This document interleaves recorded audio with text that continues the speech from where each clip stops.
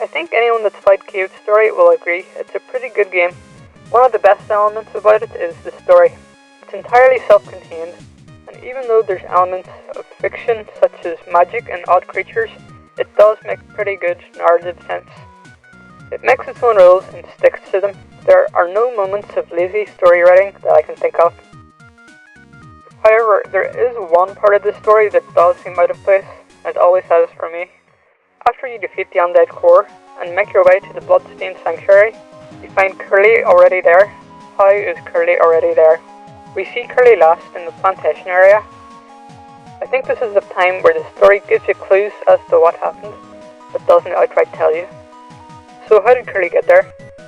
Did she journey through the last cave and balcony areas on her own, and just faint? I don't think so.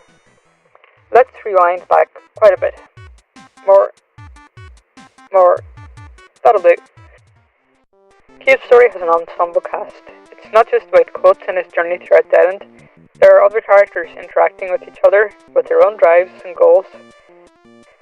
You've got the island natives, the surface scientists, and soldiers on both the good and bad sides. And, of course, an evil mad scientist to round things off. So who could be involved in moving Curly? I think the answer is Misery. It's quite a leap, I hear you think. So what do we know about Misery for a fact? Misery is Jenka's daughter, and as Balos and Jenka are brother and sister, that makes Balos Misery's uncle. Jenka created the island a long time ago as a prison to stop Balos from causing any more harm.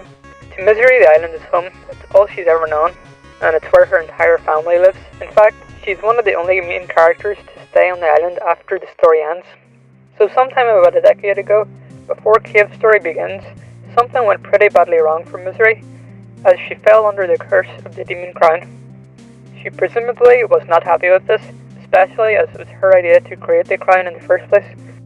Eventually, after a decade of being under the crown's influence, and with no less than 4 crown holders having come and gone throughout the years, Misery finally regains her freedom right here, when the demon crown and its final holder are destroyed.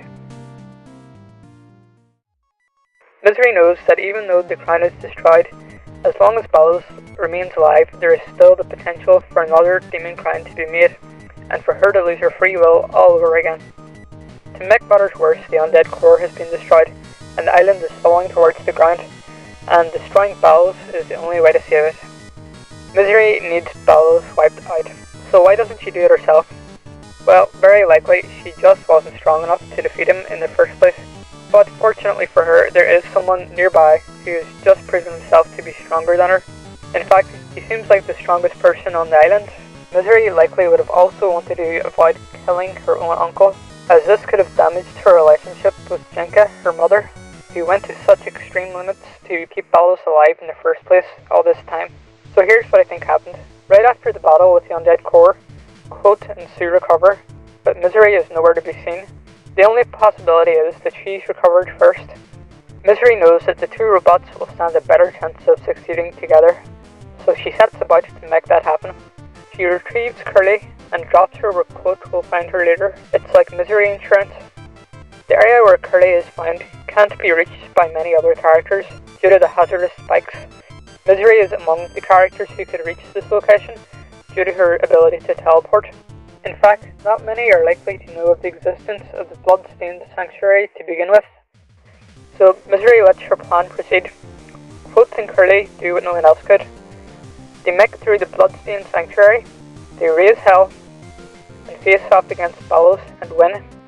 Misery's orchestrations are seen once again when she sends Balrog to find Quote and Curly and rescue them after Balos has been destroyed.